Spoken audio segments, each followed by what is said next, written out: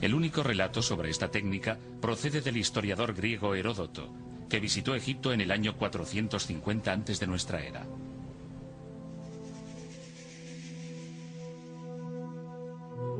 El gran sacerdote que representaba a Anubis, el dios de los embalsamadores, presidía el ritual mientras se entonaban los sortilegios que la ocasión requería.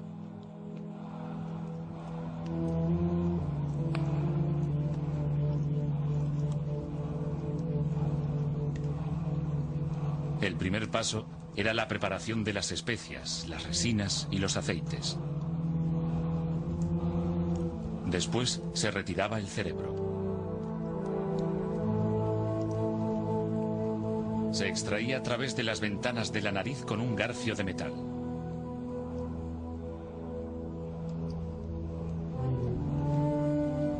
Entonces se vertía aceite caliente, una mezcla de resina y cera de abeja, dentro del cráneo, donde debía solidificarse.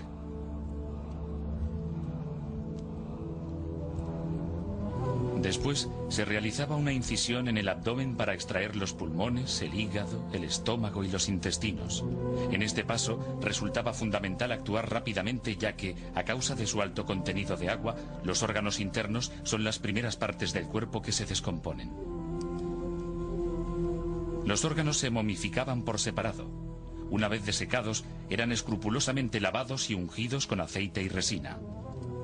Seguidamente se envolvían en lino y se colocaban en uno de los 4 vasos canopos rituales con inscripciones dedicadas a los dioses, los 4 hijos de Horus, pidiendo su protección.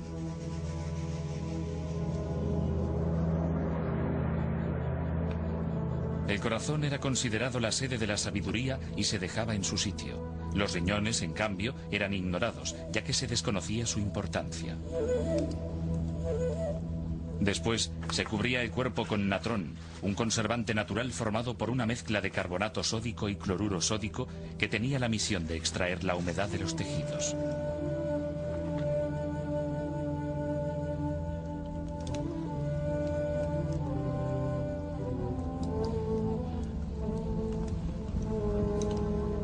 Pasados 40 días se eliminaba el natrón, se ungía el cuerpo con aceite y se rellenaba de tela para conservar la forma.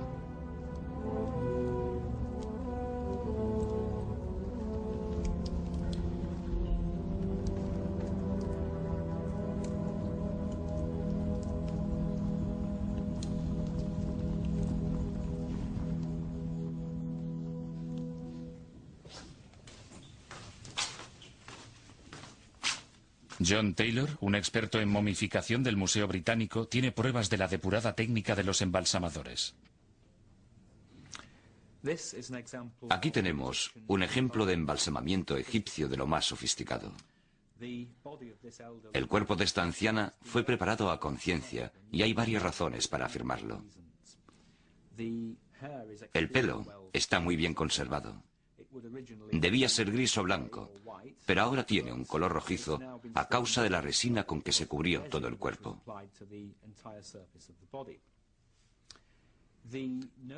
La nariz conserva su forma original, indicación clara del cuidado de los embalsamadores. Aquí tenemos la incisión que el embalsamador realizó en el flanco para extraer los órganos internos. Las manos, y especialmente las uñas, están muy bien conservadas. Otro indicio de lo sofisticado de las técnicas que se emplearon para embalsamar a esta mujer. Las uñas de las manos se mantuvieron en su posición, envolviendo cada dedo con unas finas tiras de lino, algo que no sucede con todas las momias y que muestra el concienzudo método de los embalsamadores. Al egipcio medio, la momificación le suponía 2 meses de sueldo y 2 meses más para pagar la máscara. Pero era un gasto que valía la pena.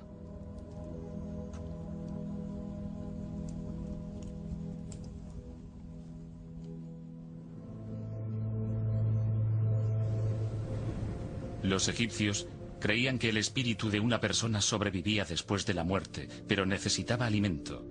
Si el cuerpo quedaba irreconocible, el espíritu pasaría hambre y su vida en el más allá correría peligro. Una momia era una póliza de seguros contra el olvido.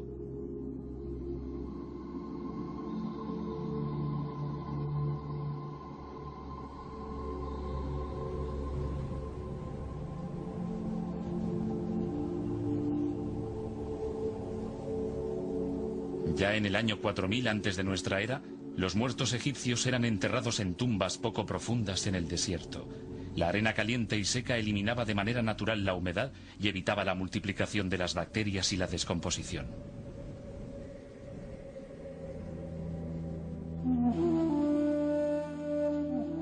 Más tarde, cuando las ceremonias se volvieron más complejas, se pusieron los cadáveres en cámaras profundas.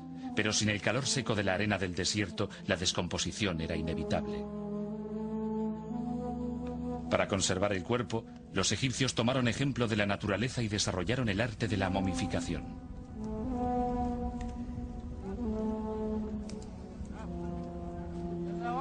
En 1997, un equipo de arqueólogos dirigido por René Friedman de la Universidad de Berkeley, en California, estaban explorando un cementerio en Hieracómpolis, la antigua capital del Alto Egipto, cuando encontraron algunas tumbas que habían sufrido pocos daños. Aunque la mayoría habían sido saqueadas en la antigüedad, los restos todavía se encontraban en bastante buen estado. El cuerpo de una mujer adulta, de entre 20 y 35 años de edad, estaba aún cubierto por una estera y rodeado de 7 vasijas con ofrendas de alimentos. Murió alrededor del año 3500 antes de nuestra era, y su cabeza, manos y brazos habían sido envueltos en estrechas tiras de lino. Hasta aquel momento, la momia artificialmente conservada más antigua databa del año 2950 antes de nuestra era. Pero el descubrimiento de resina en la piel y la tela de algunos de los cuerpos de Hieracómpolis sugiere que los egipcios estaban experimentando con el arte de la momificación unos 500 años antes de lo que se pensaba.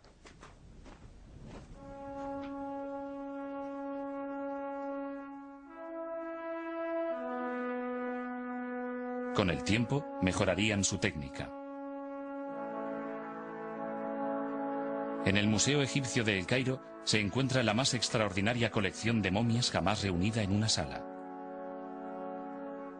Aquí descansan 11 momias reales de 3 dinastías que comprenden 500 años. Como gobernantes de Egipto, recibían lo mejor que podían dar de sí sus embalsamadores. Incluso después de muerto, Tutmosis IV parece un rey. Sus brazos están cuidadosamente cruzados sobre el pecho y sus dedos doblados como si sostuvieran un cetro real. Setos I tiene unos 3000 años de edad. A pesar de tener el cuello roto, la cara parece aún muy vívida y serena. También conserva la imagen majestuosa que correspondía a un hombre de su poder. Su hijo, Rameses el Grande, tuvo un centenar de hijos y reinó durante 67 años, pero su cuerpo revela el tormento de una dentadura gastada y con abscesos, y de una dolorosa cojera causada por artritis en la cadera. El cuerpo de Rameses V está tan bien momificado que incluso conserva una erupción cutánea que puede atribuirse a la viruela, una enfermedad vírica mortal.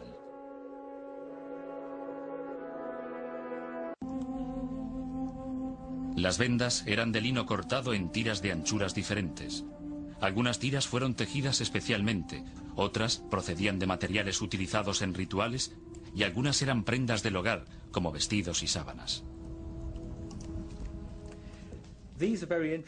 Estos son muy interesantes, porque a partir de los vendajes de esta momia podemos decir a qué tipo de pieza correspondía cada tela. Los bordes azules de esta pieza son parecidos a los bordes decorativos que se encuentran en muchas prendas egipcias. En este trozo volvemos a encontrar un borde estrecho y también un fleco bastante grande. Podría formar parte de un vestido o de una sábana.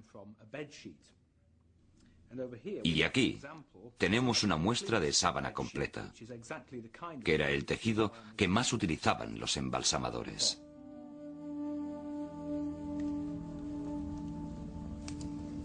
El torso se vendaba en capas de varios centímetros de anchura.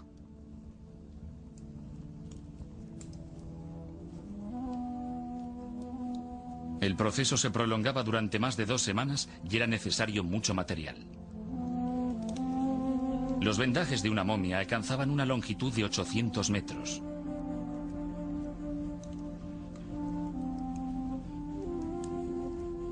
Entre las capas de vendas se escondían amuletos en lugares específicos del cuerpo.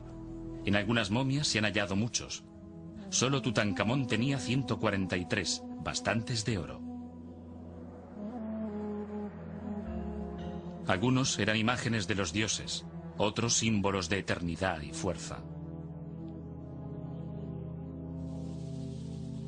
Pero el más importante era un escarabeo situado sobre el corazón. Casi siempre era de una piedra verde muy compacta y representaba el renacimiento. Un sortilegio escrito en el reverso aseguraba a su propietario que su corazón no le traicionaría el día del juicio. «Oh, corazón mío, que me dio mi madre, no prestes testimonio contra mí», rogaba el difunto.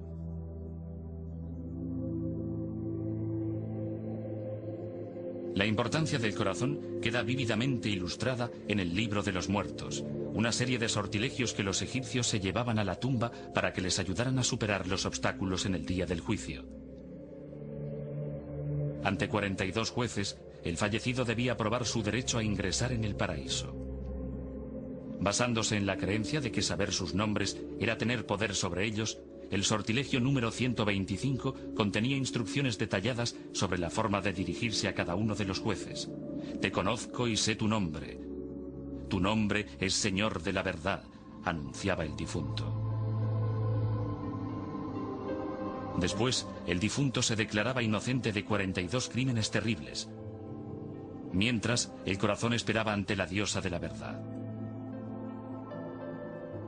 El chacal Anubis, guardián del mundo subterráneo, observaba la balanza, mientras Tot, el dios con cabeza de ibis, se preparaba para dejar constancia del resultado. El monstruo Amit, mezcla de cocodrilo, león e hipopótamo, esperaba, preparado para comerse el corazón cargado de pecados. Si el difunto se consideraba digno, Horus le presentaba a su padre, Osiris, el señor del mundo subterráneo. Convertido en inmortal, una máscara de oro colocada sobre su cara le garantizaba la vida eterna.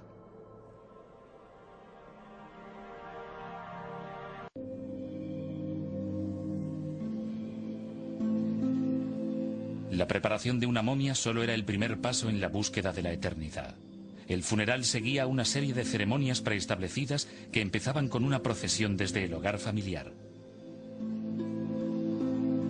Para una auténtica despedida, se contrataban plañideras profesionales que, cubiertas de polvo, se tiraban de los pelos y la ropa. Después seguían los sirvientes que llevaban las posesiones del difunto. Hasta este momento, el cuerpo era considerado una cáscara vacía. Para que recuperara sus sentidos y fuera devuelto a la vida, el ritual más importante era la ceremonia de apertura de la boca. Un papiro del Museo Británico muestra a un sacerdote con la máscara de Anubis que sostiene una momia. Las vasijas representaban la pureza. La azuela se utilizaba para tocar ojos, orejas, boca y nariz de la momia. Abrían simbólicamente cada uno de los sentidos y devolvían la vida al cuerpo. Finalmente, se colocaba el sarcófago en la cámara del sepulcro y se sellaba la tumba.